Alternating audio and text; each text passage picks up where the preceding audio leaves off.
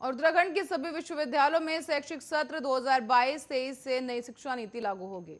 योजनाबद्ध तरीके से इस पर काम के लिए समिति का गठन किया गया है और ये कहना उच्च शिक्षा मंत्री डॉक्टर धन सिंह रावत का है। उन्होंने ये बात यहां पर देहरादून विश्वविद्यालय में नई शिक्षा नीति और इस पर अमल और पाठ्यक्रम तय करने को लेकर आयोजित किए गए 2 दिवसीय कार्यशाला का शुभारंभ करते हुए कही। मंत्री ने कहा है कि इसके तहत विभिन्न कोर्सों के पाठ्यक्रम तैयार किए जाएंगे जो शिक्षा नीति की मूल आत्मा के अनुरूप और व्यवहारिक होने के साथ साथ रोजगार पर भी होंगे। इस दौरान उच्च शिक्षा मंत्री ने कहा है कि कई राष्ट्रीय शिक्षा नीति 2020 का ड्राफ्ट आए हुए 1 साल हो गया है, जिसे जल्द लागू किए जाने की आवश्यकता है।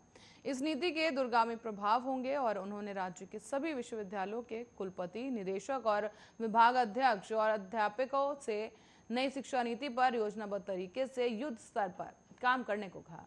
इसके लिए उन्होंने 5 विश्वविद्यालयों को आपस में तालमेल बनाकर काम शुरू करने की भी बात कही है।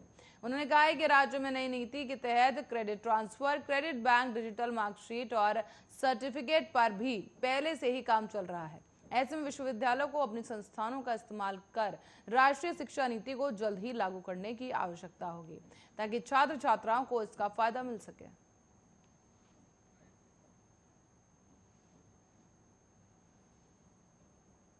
और मसूरी में यशपाल आर्य के कांग्रेस में शामिल होने पर अब सियासत गर्म हो गई है। बता दें कि कैबिनेट मंत्री गणेश जोशी ने यशपाल आर्य की कांग्रेस में वापसी पर तंज कस दिया है। गणेश जोशी ने कहा है कि यशपाल आर्य और संजीव आर्य बीजेपी में इंपोर्टेड माल थे। गणेश जोशी ने कहा है कि जिसने पार्टी से ऊपर अपने आप को समझा और दूसरी पार्टी में गए, उनकी स्थिति से हर कोई वाकिफ है। आखिरकार उनको वापस पार्टी में लौटना पड़ा। उन्होंने कहा कि आया राम और गया राम से पार्टी को कोई फर्क नहीं पड़ता। जनता ऐसे लोगों से 2022 में हिसाब ले लेगी। उन्होंने ये भी कहा कि पार्टी में जो आता है उसका अतिथि देवो भव की तर्ज पर सम्मान किया जाता है। अगर किसी को सम्मान नहीं पचता है तो उसके लिए पार्टी क्या कर सकती है। उन्होंने ये भी कहा कि 2022 में एक बार फिर से भारतीय जनता पार्टी सत्ता में आ रही है और पूर्ण बहुमत के साथ सरकार बनाने जा रही है। बता दें कि बीते दिन उत्तराखंड की राजनीति में बड़ा उलटफेर देखने को मिला, जहां बीजेपी सरकार में कैबिनेट मंत्री यशपाल आर्य ने पार्टी छोड़ दी और आर्य ने कांग्रेस में वापसी की।